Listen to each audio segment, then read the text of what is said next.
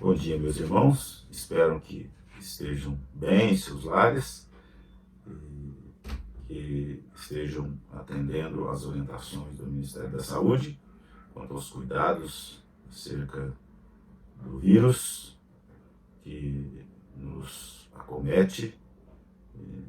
Que o Senhor esteja abençoando esse tempo que estão passando em família e tirando o proveito possível para a vida de comunhão, a vida conjugal, a vida do relacionamento dos pais com os filhos, dos filhos com os pais, haja vista que temos tempo de sobra agora para conversarmos, para, enfim, colocar os assuntos de família em dia.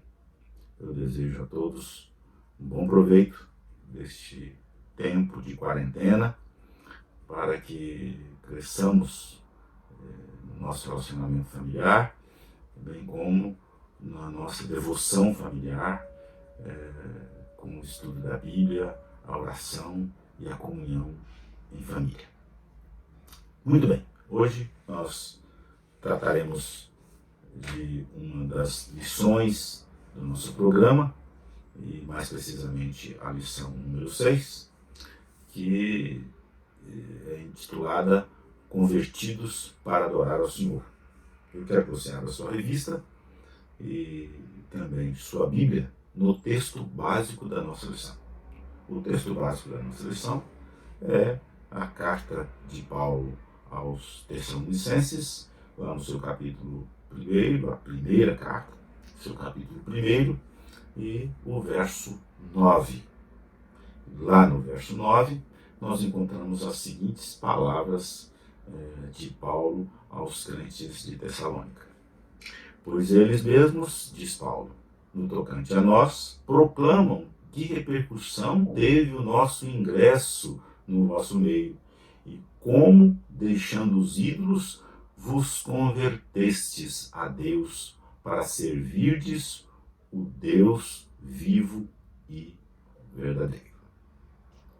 Essa passagem compreende uma das orientações de Paulo aos crentes de Tessalônica acerca não só do papel deles, de Paulo e seus companheiros na pregação do Evangelho em Tessalônica, mas também do que o Evangelho promoveu na vida destes crentes, destes convertidos, a partir da vocação de cada um, do chamado de cada um, a partir do momento em que se tornaram cristãos, novas criaturas.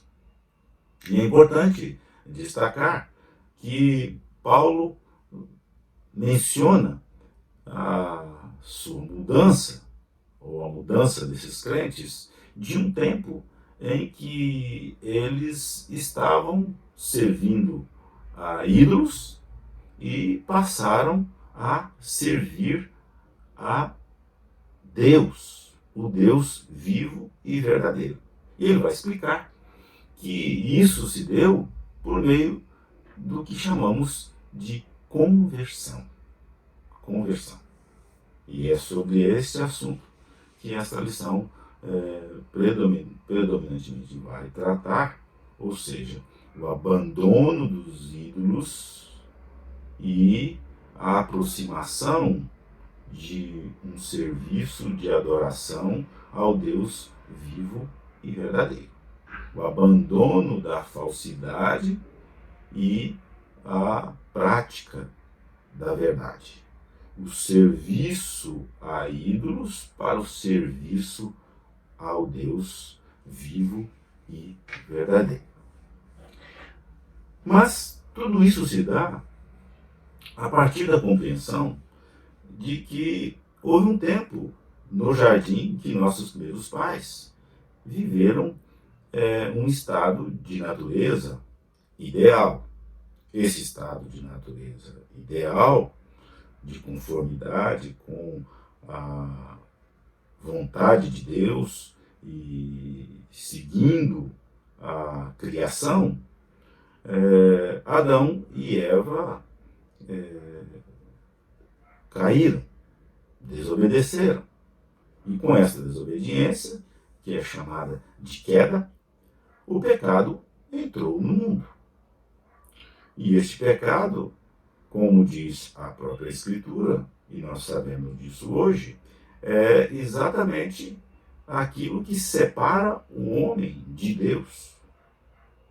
E com a prática pecaminosa dos nossos primeiros pais, o homem distanciou-se de Deus.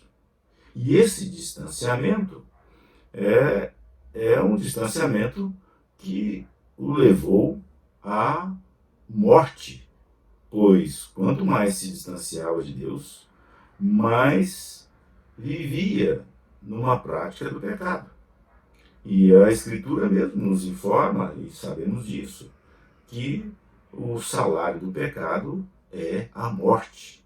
E assim, o homem, na sua prática pecaminosa, se viu morto diante de Deus.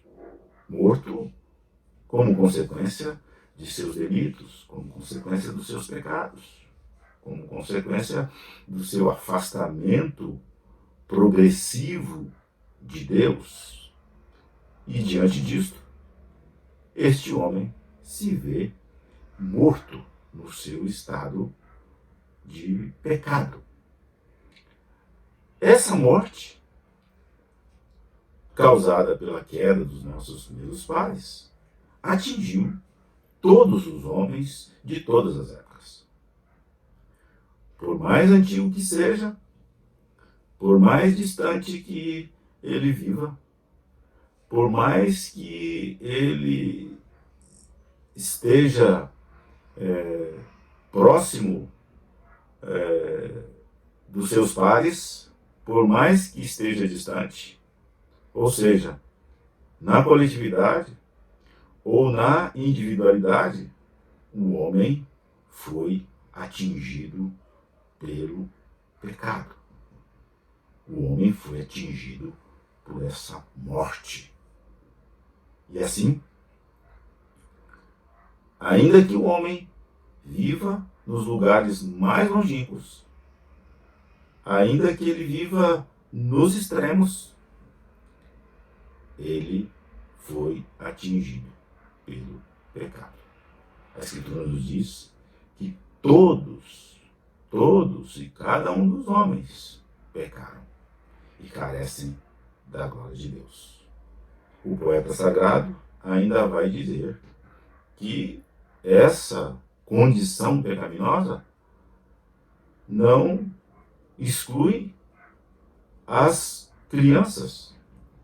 E diz que em pecado me concebeu minha mãe. E assim, nós não temos como escapar do pecado.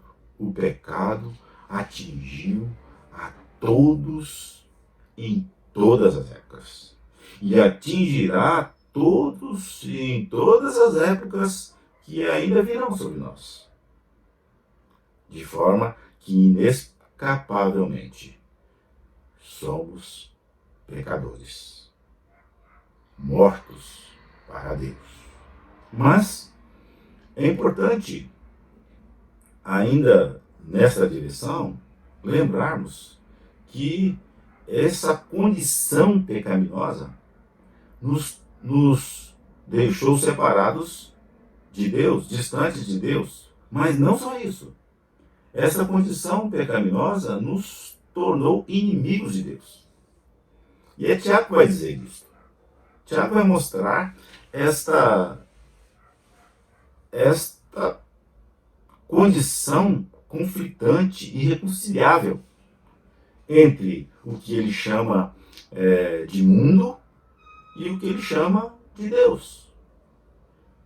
Tiago vai mostrar que não há uma reconciliação, não há possibilidade de união entre a prática pecaminosa e Deus, entre o pecado e Deus. E ele vai dizer, de tal maneira que aqueles que são amigos de Deus são inimigos do mundo. Aqueles que são amigos do mundo são inimigos de Deus. Com isso, Tiago quer mostrar que o ser humano se vê diante de duas posições. E duas posições que não permitem um estado intermediário.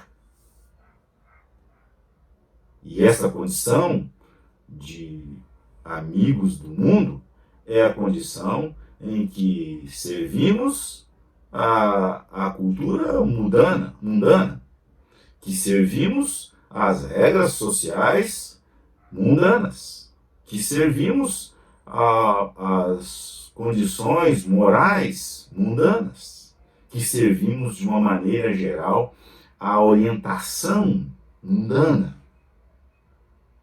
que Paulo vai dizer no outro lugar, da carne. E dessa maneira, tanto o mundo, a sua cultura, as suas normas, as estruturas sociais, elas se tornam para o homem mundano seu Deus. Se torna para o homem amigo do mundo seu ídolo. E é isso que Paulo destaca. Era essa a condição dos homens de Tessalônica, onde viviam para servir o mundo. E isso é inimizade de Deus. E isto é viver contra Deus. E isto é praticar o que Deus abomina. O mundo com o Senhor é idolatria. O mundo adorado é idolatria. Em qualquer momento que isso acontecer em nossa vida, estamos nos posicionando como inimigos de Deus. Pois a prática mundana é uma prática predominantemente pecaminosa. E o pecado, ele nos torna e nos tornou até hoje, homens e mulheres, jovens, inimigos de Deus em todas as suas práticas. Mas o pecado matou o homem e o afastou de Deus. Como disse no começo, este afastamento, este distanciamento, ele se dá progressivamente, de tal maneira que quanto mais o homem serve ao ídolo chamado mundo, mais ele se distancia do seu Criador. E esta prática é como se fosse um combustível que o fortalece para cada vez mais distante de Deus. Distante de Deus. O homem morto diante de Deus, ele é um homem distante de Deus, que não pensa os pensamentos que encontramos nas Escrituras Sagradas, que não pensa o que é justo, o que é reto, o que é bom. Pensa apenas segundo seus próprios intentos, os intentos mundanos, aqueles que não se identificam com a vontade de Deus. Isso porque esta natureza de morte, essa condição de mortos para Deus, é uma natureza que vive, que se dá como consequência do pecado. Ela é exatamente o resultado da prática pecaminosa. E isso desde o princípio. O pecado dos nossos primeiros pais afetou todas as faculdades humanas. Afetou de tal maneira que todas elas ficaram comprometidas. Em algumas faculdades são mais preservadas, outras menos preservadas. E isso se dá na nossa habilidade natural, para começar. Encontramos pessoas que são boas numa área do conhecimento, como a área de exatas, por exemplo. Outras pessoas que são hábeis na área de humanas. E isso se dá de maneira seletiva. E dificilmente, e quase que impossível, encontrar alguém que seja bom em todas as áreas. O que o Senhor fez foi prejudicar todas elas. E isso, como consequência, como penalidade pela prática pecaminosa. E essas faculdades humanas, elas são todas afetadas. Não há uma em que o pecado não atingiu. O que nós temos é algumas em que o Senhor preservou mais, outras que o Senhor preservou menos, mas todas elas foram atingidas inevitavelmente pelo pecado. E isso é muito interessante nós percebemos, porque a partir do momento em que nós compreendemos e refletimos acerca desse estado natural do homem de morte, esse estado pecaminoso do homem depois da queda, é que nós percebemos o quanto o Senhor Deus é bom, o quanto o Senhor Deus é misericordioso, o quanto o Senhor Deus é amoroso. E, no seu plano eterno, não permitiu que o homem vivesse nesta condição. O Senhor Deus providenciou de maneira soberana um redentor. Providenciou um resgate do homem desta condição, da condição de morto, da condição de, nos seus delitos e pecados, receber as consequências de suas práticas. Todos os nossos pecados estão diante de nós. E todos os homens vivem na prática do pecado. E, por si mesmos, são incapazes de livrarem-se deles. O homem não é capaz de, por sua própria vontade, se ver livre de todas as práticas. Nós temos exemplos de pessoas que não conhecem o Senhor Jesus Cristo e que não são cristãos e que são pessoas boas. Mas esta bondade, e por ela, receberão neste mundo as consequências. Ou seja, pessoas boas serão reconhecidas neste mundo como pessoas boas. E nós temos muitos exemplos na nossa vida. Mas esta bondade não é suficiente. Esta bondade não dá direito a eles à redenção. Não dá direito a eles a uma condição de nova criatura, de novo homem. Esta condição de novo homem, essa transformação de um estado de morte para uma condição de vida, se dá por meio daquilo que Paulo vai dizer no verso 9, né? Por meio da conversão.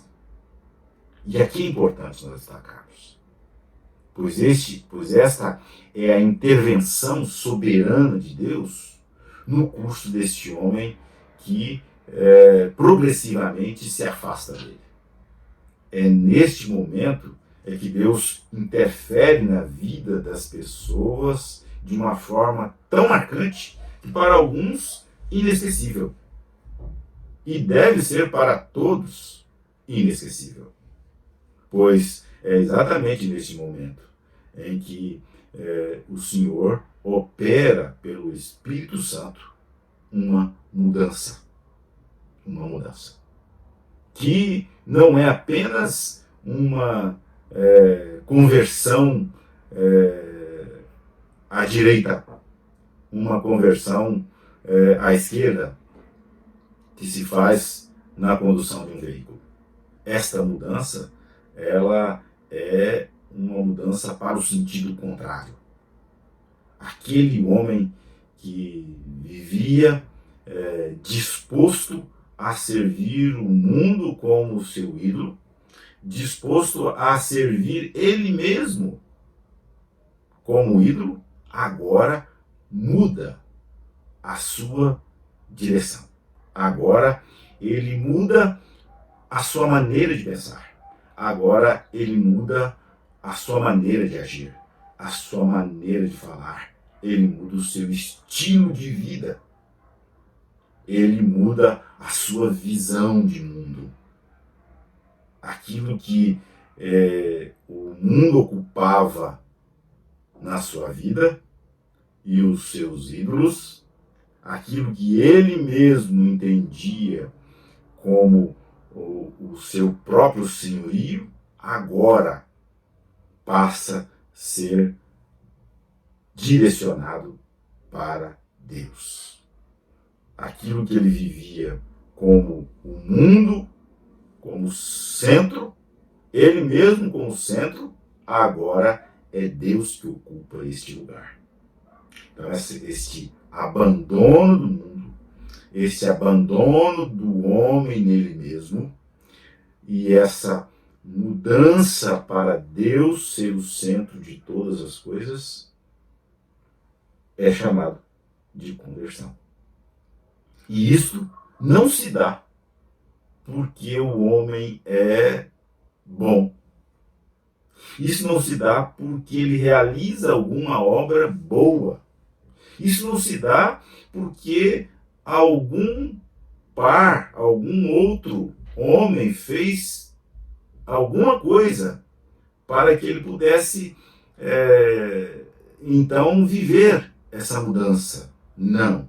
Isso é uma obra soberana de Deus.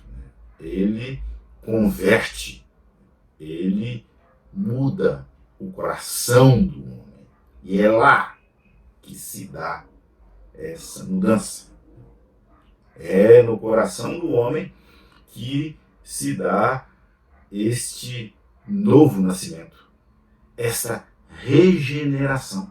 E não se trata de voltar ao ventre materno, mas se trata de uma mudança que é operada, que é executada no coração do homem, de maneira que o seu caminho agora não é o caminho do mundo, não é o caminho dos ídolos mundanos, dos quais ele mesmo poderia ser um, mas agora o seu caminho é o caminho para Deus. O seu caminho agora é um caminho de abandono do mundo e de movimento em direção a Deus.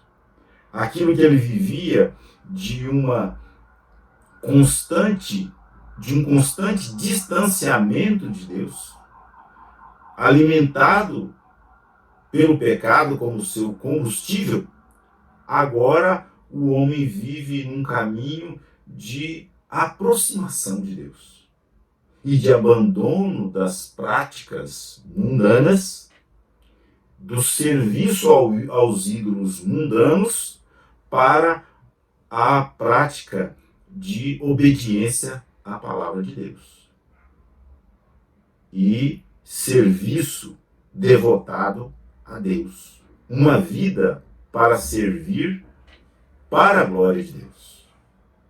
Isso é muito importante, porque entendendo isso, nós entendemos a nossa vida cristã, entendemos a grandiosidade da obra operada por Deus na nossa vida.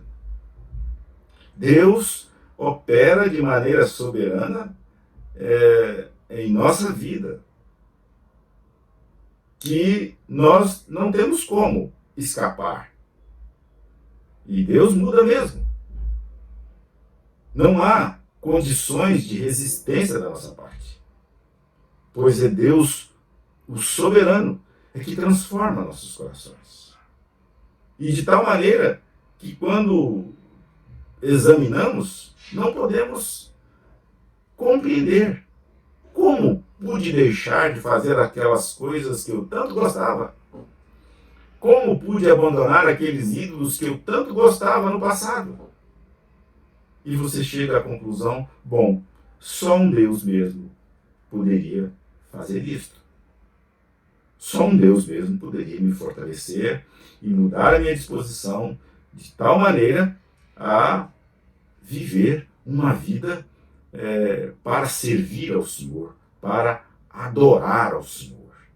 E nesse ponto, que é importante mostrar que a conversão se dá para adorar ao Senhor. Você não é convertido para outra coisa, a não ser reconhecer a grandeza de Deus. E é isso que você faz logo no início, quando você percebe como pude me transformar no que sou? Como pude viver como eu estou vivendo? E reconhecer que da nossa parte e por nossas próprias forças isso seria impossível. E Deus operou isso. Deus mudou o nosso coração. Quando Ele nos chama, Ele nos vocaciona, Ele faz uma obra em nós que implica numa libertação dos ídolos, do mundo, uma libertação de nós mesmos e da idolatria que nós vivíamos. E essa liberdade da idolatria, ela se dá na regeneração. É quando Deus nos aponta o caminho que nós devemos seguir. E é importante destacar, novamente, que nosso coração ele se torna livre para fazer a vontade do Senhor. Livre para adorá-lo. Livre para reconhecer a grandeza da sua graça, ou seja, de nos dar uma vida eterna sem que merecêssemos, de não nos dar o castigo eterno com sua misericórdia e de nos sustentar com a sua providência a despeito das circunstâncias em que nós vivemos. Estamos hoje diante de uma pandemia. Os noticiários informam a todo instante como os países estão lidando com esta pandemia. E é importante nós olharmos para tudo isso e compreendermos que se os homens fazem o que fazem, é sob o poder de Deus. Se os homens deixam de fazer o que deveriam, é sob o poder de Deus. Enfim, tanto esta pandemia quanto o fim dela estão nas mãos do nosso Senhor Deus. E nós precisamos reconhecer a grandeza do Senhor em todas essas coisas.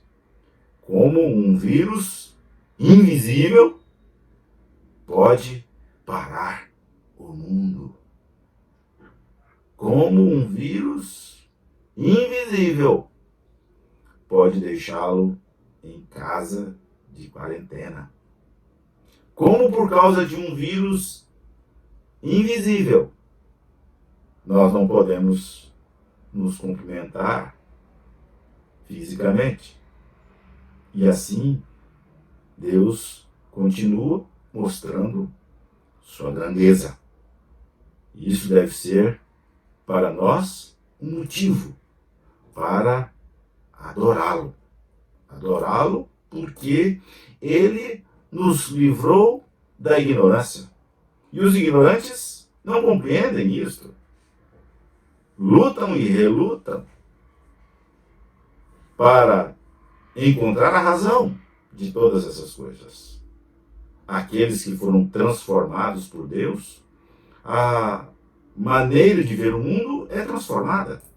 E, portanto, enfrentamos crises como estas sem que nosso coração fique perturbado, porque sabemos que estamos nas mãos do Criador.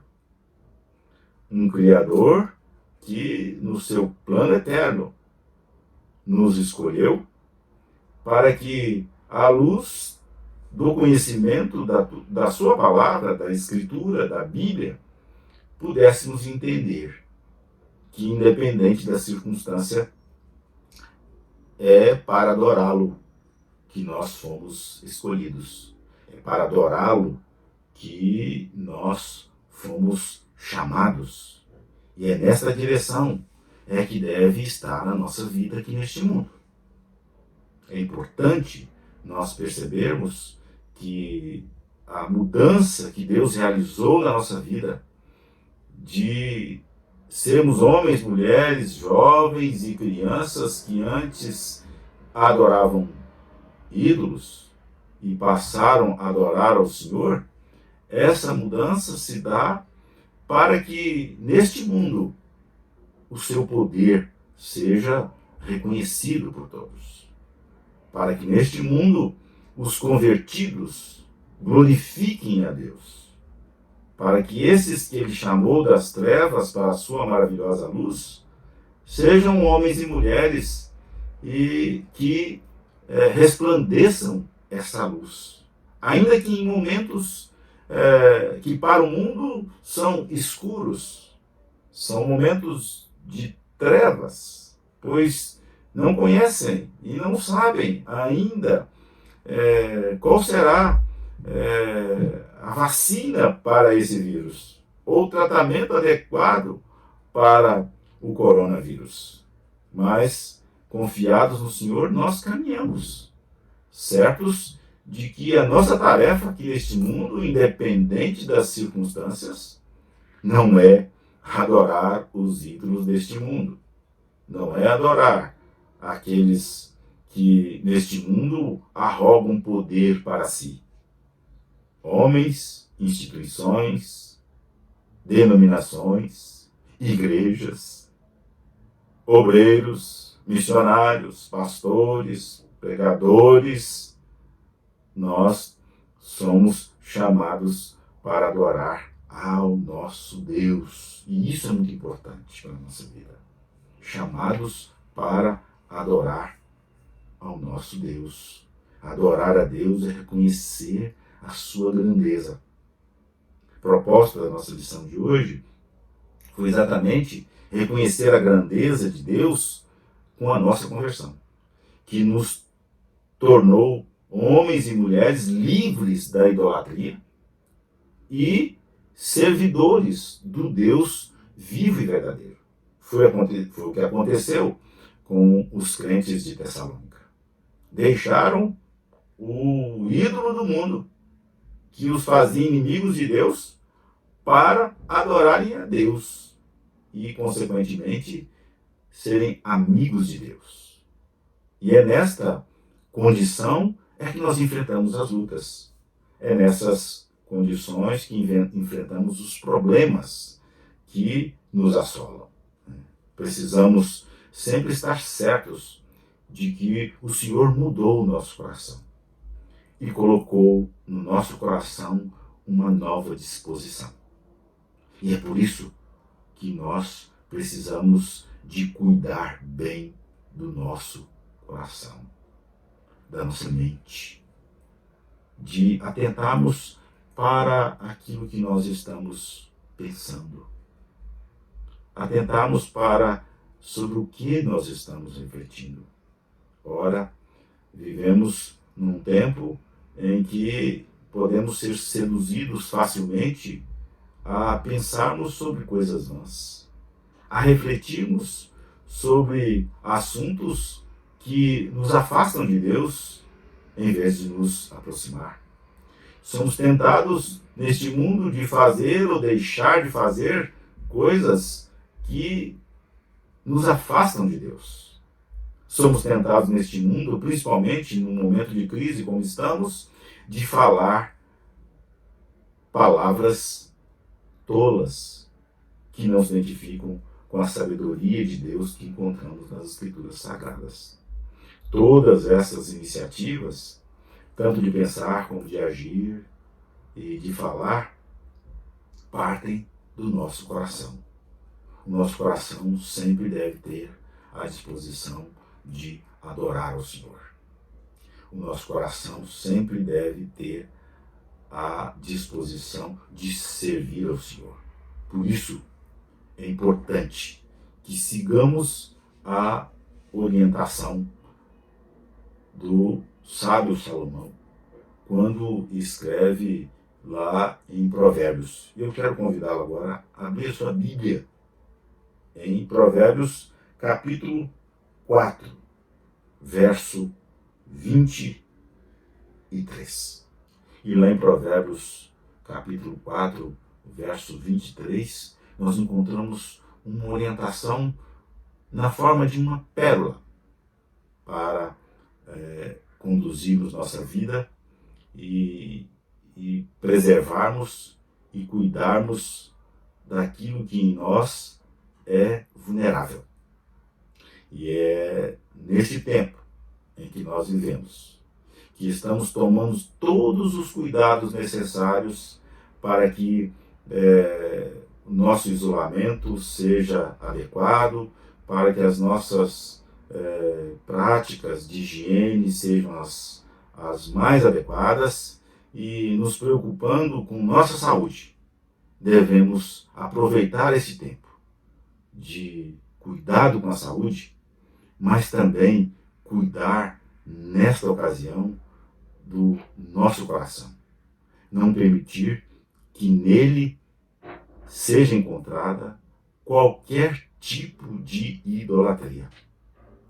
E esse cuidado implica em estarmos em comunhão com o Senhor, em oração, em leitura da Bíblia, em comunhão com nossos familiares e atentando sempre para o nosso coração. Pois, diz Salomão, lá no capítulo 4, verso 23, sobre tudo que se deve guardar, guarda o teu coração, porque dele procedem as fontes da vida. Que o Senhor lhe abençoe.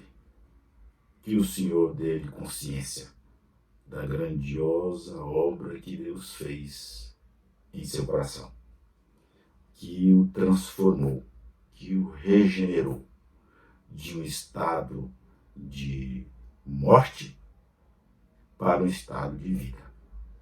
Não para que agora você ficasse de braços cruzados, mas para que agora você pudesse servir de maneira certa o Deus certo, adorar o Deus vivo e verdadeiro, assim como passaram a adorar os convertidos de Tessalônica.